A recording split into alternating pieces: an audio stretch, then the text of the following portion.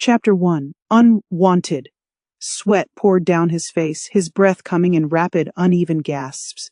With clenched fists and fierce determination, he slowly approached the garage. Nervousness gnawed at him, but he pushed it aside, knowing he had no choice but to see this through. It was a matter of life and death. From the outset, he seemed to be reacting to certain commands. Internally, he was grappling with conflicting instructions. "No, we can't do this," a voice echoed in his mind. Another voice laden with fear countered, "I don't want to kill." He shook his head vigorously, trying to regain focus. His eyes fluttered shut and then opened again. A deep, dominating voice bellowed in his head, "Finish the plan! He must die!" This command sliced through the chaos, compelling him with an ironclad resolve. More convinced than ever, he stepped forward and pulled open the garage door, covering himself in darkness. His eyes adjusted as he moved forward, searching. The voices continued, near and distant. "We must not let anything ruin our success," one voice commanded. Another, dripping with finality, sneered, "Well, I guess he has worn out his welcome. Bye-bye.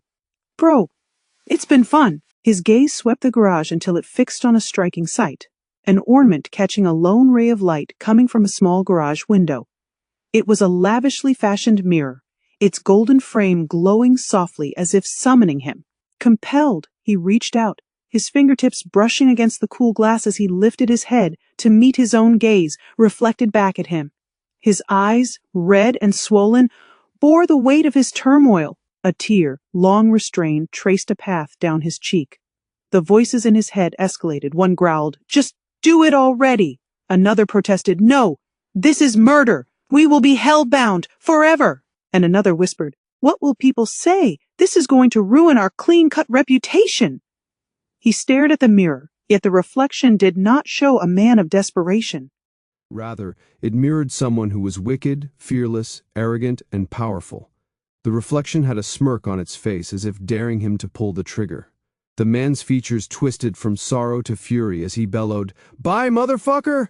The sharp report of a gunshot split the air. Simultaneously, the sound of shattering glass pierced the tense silence. A woman dashed into the garage, swinging the door open and letting out a horrified scream. Her eyes quickly took in the chaotic scene. "Look at what you have done. You broke my grandmother's mirror. Do you realize how precious this is?" The man shook his head, trying to pull himself back to reality. He glanced at the fragments of the once beautiful mirror, wondering if his mission was fulfilled. "Clean this mess up! Are you even listening to me, Tony?" The woman's voice sliced through his thoughts again.